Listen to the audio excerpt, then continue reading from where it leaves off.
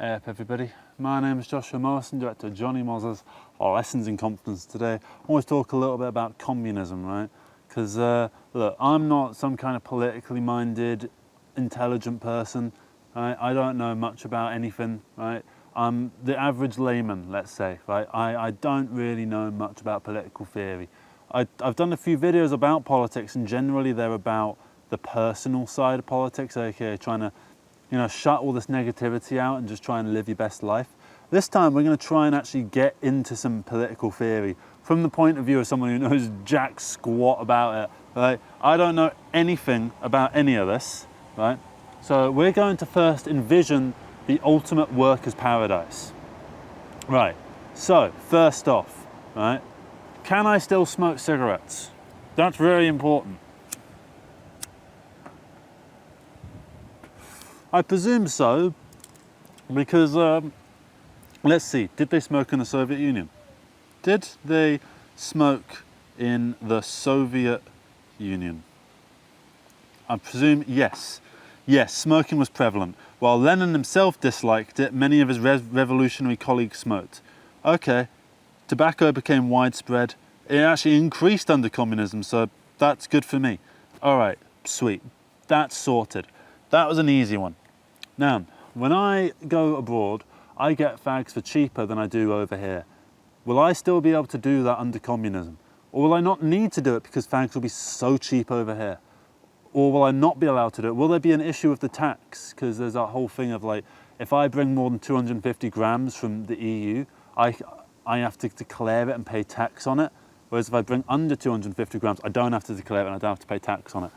Will that still be the same under communism? I presume not, but if so, what's the case? Do I just still go to the shop to buy them? If I go to the average boss man shop and I just ask him for a pack of fags under the till, right, he gives them to me. It costs about 20 quid, right, compared to about 40 quid for the same thing if you buy it normally. I presume that will go on under communism as well, because that's just what's going to happen. People are going to try and avoid tax no matter what. And communism seems like there'd be some taxes involved with that. So, I go to the average shop, the average corner shop, right, and I want to buy a 20 pack of Sterling, right? I want to buy a 20 pack of Rothmans, bog standard fucking fags, right? So I go in, where are the fags? Are they behind the counter? Do they still have that thing that they brought in the last 10 years where it's all hidden behind a fucking like slider door to prevent kids from learning what a cigarette is, even though like we all smoke in different movies and TV shows and YouTube videos. So they gotta know what smoking is. So that's another point in the freedom of expression in terms of like, making media and stuff. When all the communist sort of countries were knocking about, we didn't have the internet really, and we certainly didn't have YouTube or anything like that. I make 2 videos a day where I go and I just say my thoughts on whatever. Recently I did a video about the online safety bill and how I think it's a load of shite, right? And how I think it's dangerous and it's going to hurt people. Would I still be able to do that under communism? Would I still be able to make these exact videos without any changes? Would I have to do them like with some kind of like guy stood over there making sure that I'm doing it all like coherently? I think what it is that this is commercial. This is a commercial endeavor, right? Because I'm making money off of this at the end of the day, right? And this is a solo operation. And part of communism is it's the workers own the means of productions. So the means of production here, is that the camera and the tripod, or is it me? Because people I don't think are coming to these videos for the camera.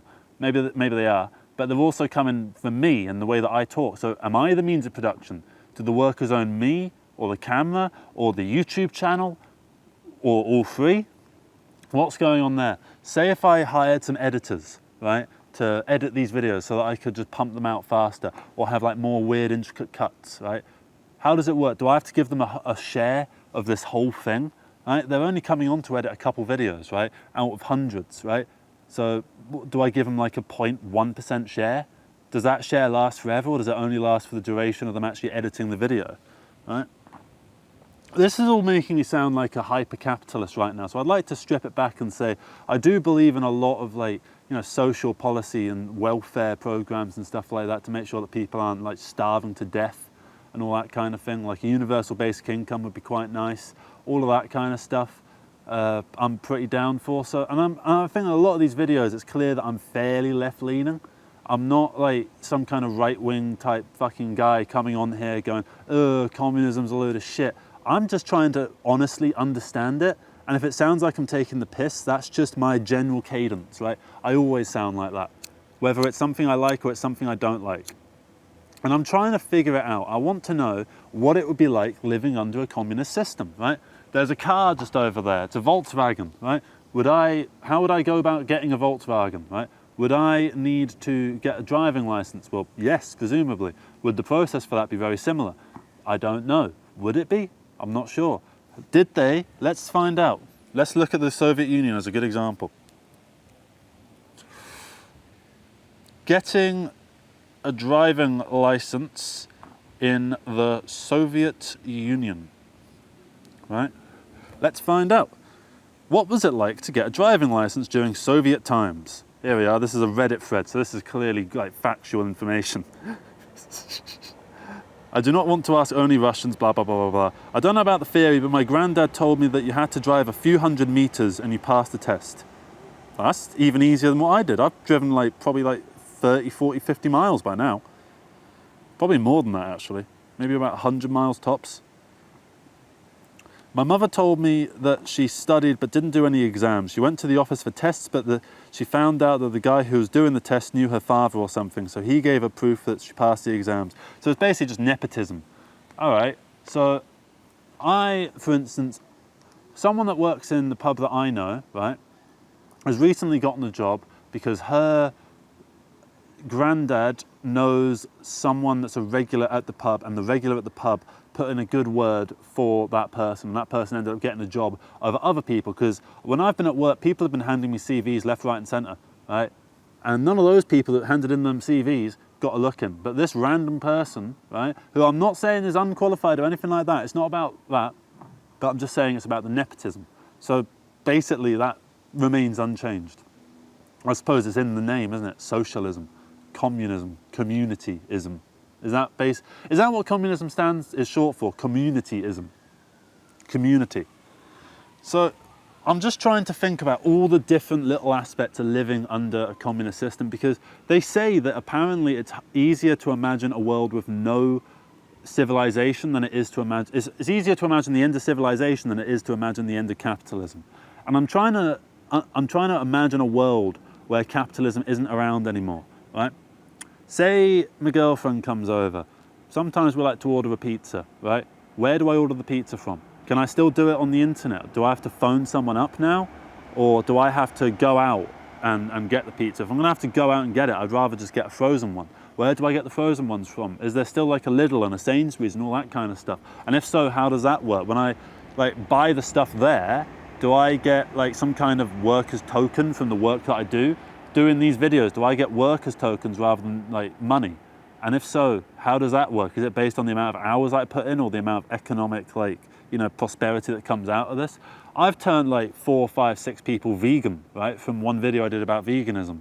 So does that mean that I get like a discount on vegan like fake meat, like Linda McCartney's fucking potato sausages or whatever?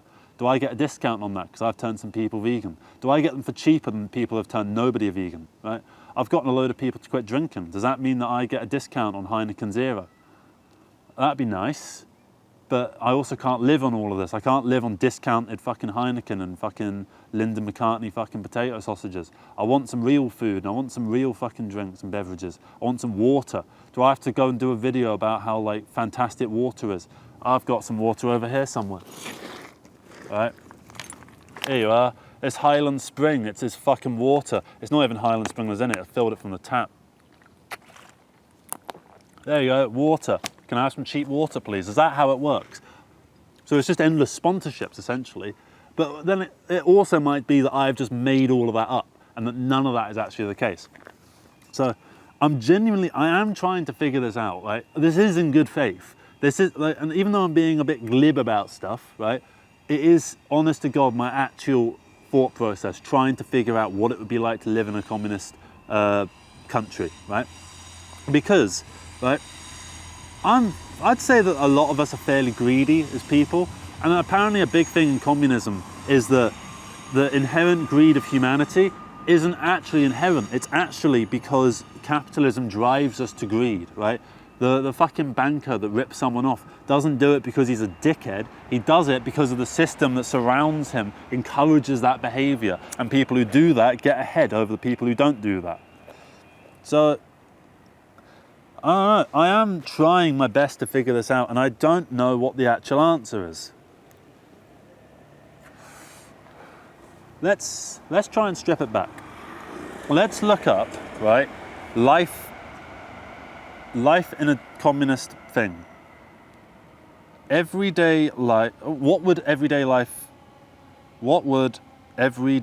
life in a communist utopia look like? And I'll chuck Reddit on, because that way, otherwise it's going to give me like really long articles. Here we go.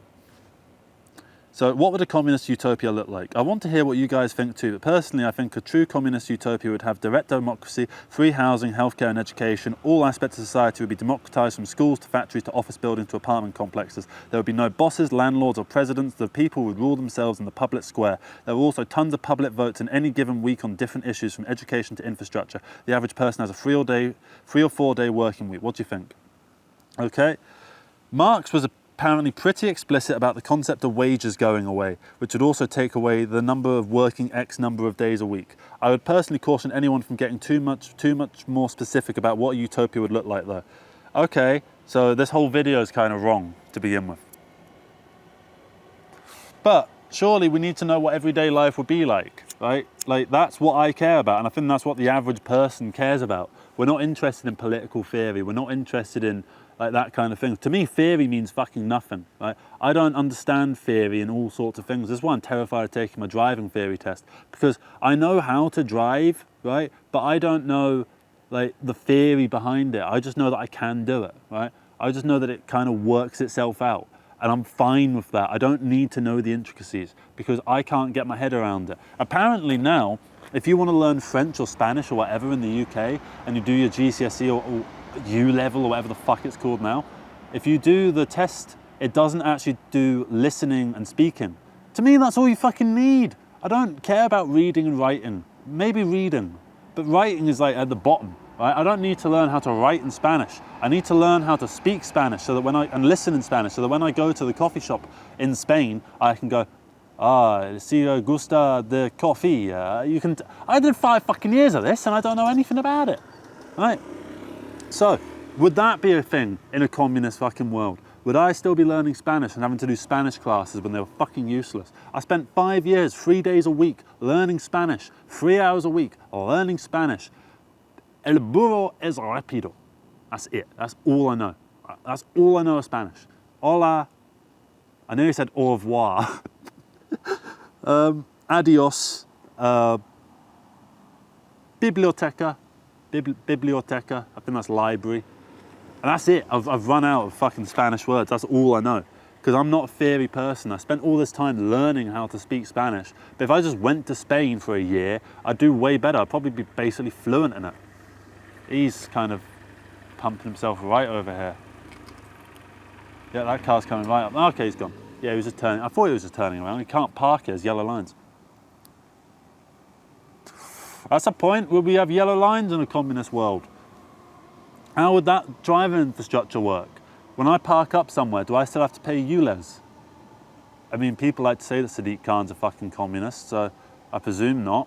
I presume I wouldn't even get a car. I don't know how it works, and I want to know how it works. And I feel like I could do 10 videos just hypothesizing over all of this, right?